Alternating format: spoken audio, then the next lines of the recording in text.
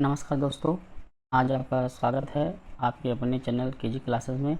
आज की इस वीडियो में हम एनटीपीसी, रेलवे, एसएससी जीडी और अन्य प्रतियोगी परीक्षाओं के लिए सामान्य विज्ञान के महत्वपूर्ण एमसीक्यू पर चर्चा करेंगे। ये सवाल आपके आने वाले एग्जाम में बहुत काम आ सकते हैं, तो ध्यान से सुनिए और साथ में नोट्स बनाते चलिए। तो चलिए शुरू करते हैं। पहला सवाल, कितना तापमान होने पर पाठ्यांक सेल्सियस और फ़ारेनहाइट के तापमापियों में एक ही होंगे? सोच समझकर दोस्तों जवाब दीजिएगा। तो पहला सवाल, आपका पहला आंसर क्या हो सकता है? तो पहला आंसर आपका है दोस्तों ए, 40 -40 डिग्री सेल्सियस। इस पे दोस्तों जो फारने पाठ्यांक है, आपका फारने तापमान दोनों आपस में एक ही होते हैं -40 डिग्री सेल्सियस पर। अधिक व्याख्या के लिए दोस्तों यहाँ पर आप देख सकते हैं, यहाँ पर व्याख्या दिया गया है कि सेंटीग्रेड एक ऐसा ताप है जो डिग्री सेंटीग्रेड पे बदल सकता है। यहाँ पर संबंध दिया दोस्तों, यहाँ आप देख सकते हैं कि किस तरह से ये बराबर हो सकता है। तो चलते हैं अगला दोस्तों। अगला सवाल है, अगर किस तापमान पर सेल्सियस और फ़ारेनहाइट पैमाने मेल खाते हैं? तो यहाँ पर दोस्तों देखिए मेल खाते हैं, वही सवाल है, वही आपका कि कितने में मेल खाते हैं। तो आपका आंसर सी है, इसी पर आपको मेल खाएंगे। अगला सवाल, कितने डिग्री पर सेंटीग्रेड और फ़ारेनहाइट तापक्रम बराबर यानी समान होंगे? तो आप यहाँ देख लीजिएगा, अभी तक जो क्वेश्चन था सबका प्रश्न यही बन रहा था। ये आपका डी ऑप्शन सही होगा। फिर अगला क्वेश्चन, किस बिंदु पर फ़ारेनहाइट तापक्रम सेंटीग्रेड तापक्रम का दुगना होगा? ये आप देख लीजिएगा और इसमें सोच समझ करके प्रश्न का आंसर दीजिएगा। तो इसमें 160 डिग्री सेल्सियस है।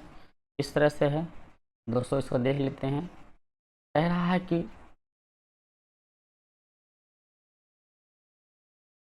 कि एक मनुष्य के शरीर का जो तापमान होता है वो 36.9 डिग्री सेल्सियस होता है और फ़ारेनहाइट में इतना होता है।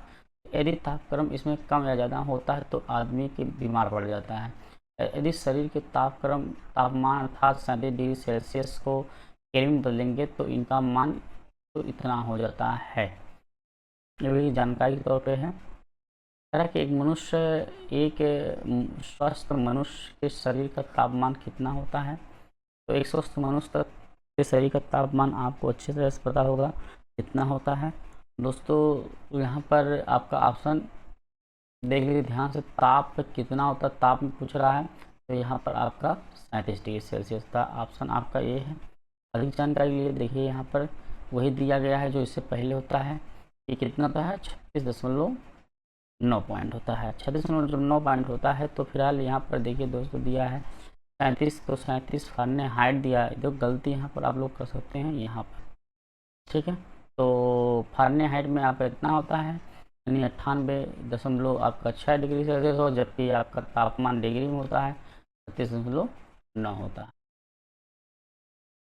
केल्विन केल्विन मान में मानव शरीर का ताप कितना होता है? केल्विन पे दोस्तों पूछता है, जब किसी केल्विन में क्या होता है, कितना होता है, ये आप सोच के बताइएगा आंसर। तो इसका आंसर आपका होगा 310।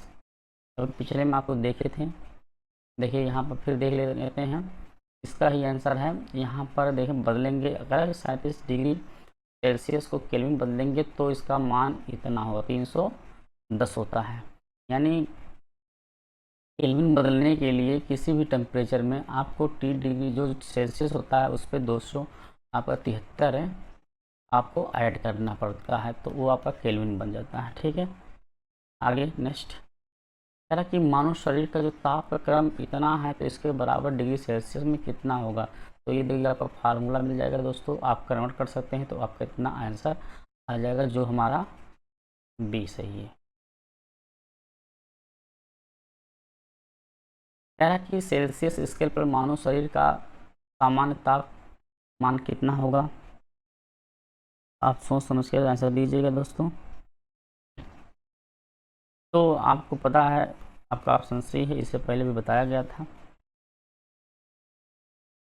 आगे फ़ारेनहाइट पैमाने पर 200 डिग्री सेल्सियस फ़ारेनहाइट है, इसका मान सेल्सियस में कितना होगा? तो आप इसको आप चेंज कर लीजिएगा। चेंज करने के बाद आपको ए मिलेगा, ऑप्शन ए। और किस तरह से ए आया है आप यहाँ दे सकते हैं इसकी व्याख्या अच्छे से इसको, क्योंकि वीडियो बड़ी ना हो इसलिए हम बता नहीं रहे हैं दोस्तों। कह रहा है कि 40 डिग्री सेल्सियस का मान फ़ारेनहाइट स्केल पर कितना होगा? तो 40 डिग्री सेल्सियस का फ़ारेनहाइट पर स्केल पर कितना होगा? तो यहाँ पर ऑप्शन आपका 104 फ़ारेनहाइट होगा। इसका भी फार्मूला यहाँ पर अच्छे से दिया गया है, इसको आप देख सकते हैं बढ़िया से। अगला क्वेश्चन है 50 डिग्री सेल्सियस का मान फ़ारेनहाइट स्केल पर कितना होगा? तो 50 डिग्री सेल्सियस का फ़ारेनहाइट में आप देख लीजिएगा पीछे। क्या स्वचालित इंजन हेतु निम्नलिखित में कौन सा एक हिमरोधी के तौर पर प्रयुक्त होता है? ये इम्पोर्टेंट क्वेश्चन है, ये आपके लिए सबसे इम्पोर्टेंट क्वेश्चन है कि कौन सा होगा। ठीक है, तो यहाँ पर हम देख लेते हैं कौन सा होता है।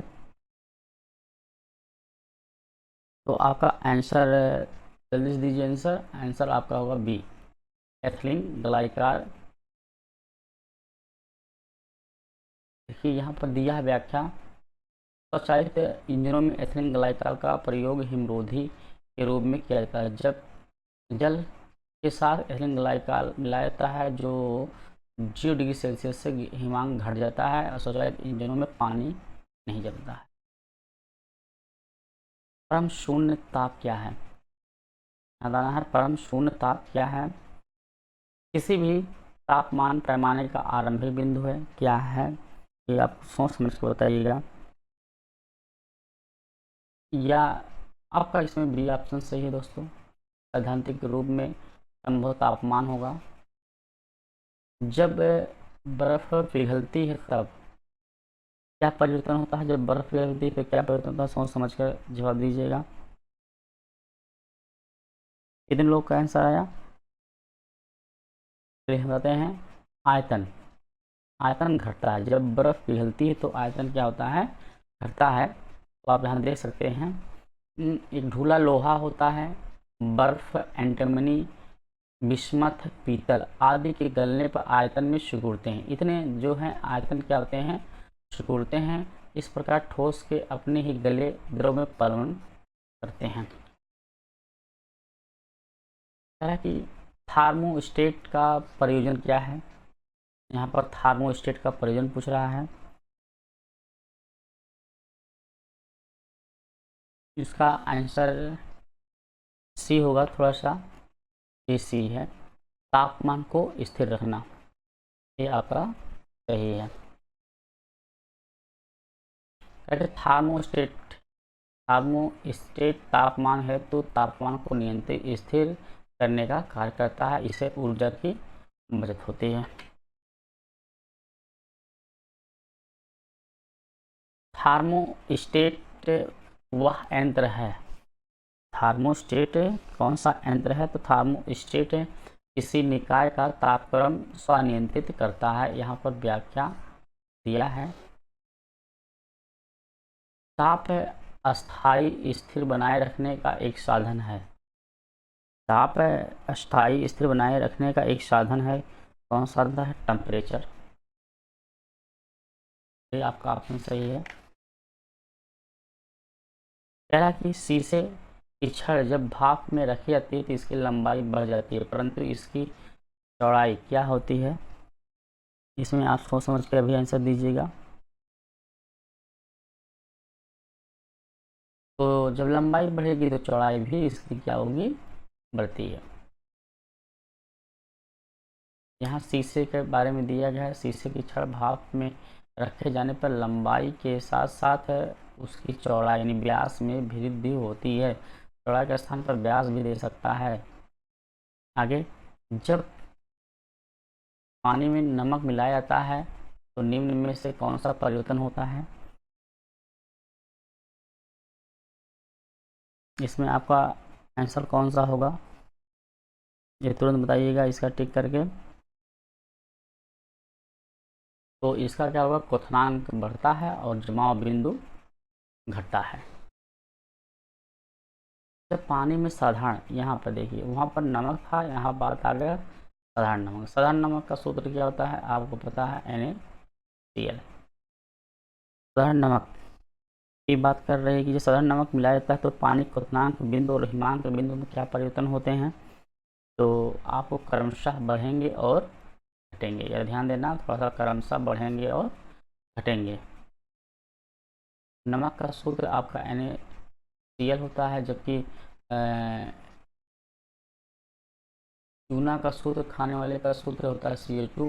ये सब आप ध्यान से देखते रहिएगा। मिट्टी के घड़े में निम्न में से किस क्रिया के कारण जल ठंडा रहता है? कौन सा जल है जिसके कारण क्या होता है, ठंडा रहता है मिट्टी के बर्तनों में? आगे देखते रहिए, प्रश्न का जवाब दीजिए तुरंत। कौन सा पॉइंट होगा आपका?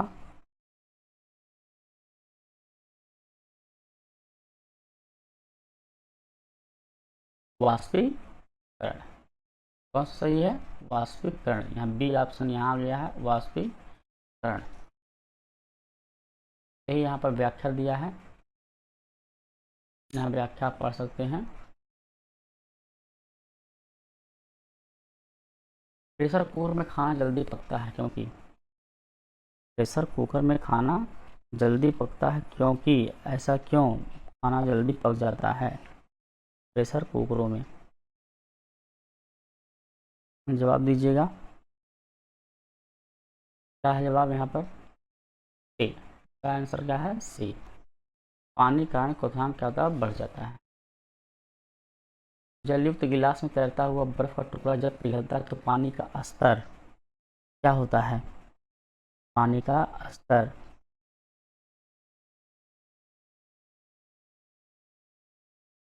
बताइए जल्दी से जल्दी बताइए। पानी का स्तर में कोई परिवर्तन होगा? जी नहीं, वही रहेगा। सबसे कन्फ्यूजन प्रश्न यही है।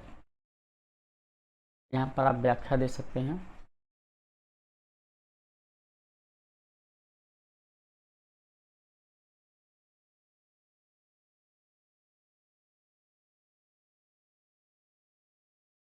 दोस्तों ये थे कुछ महत्वपूर्ण सामान्य विज्ञान के सवाल जो आपकी NTPC, रेलवे, SSC, GD जैसी परीक्षाओं के लिए बेहद महत्वपूर्ण हैं।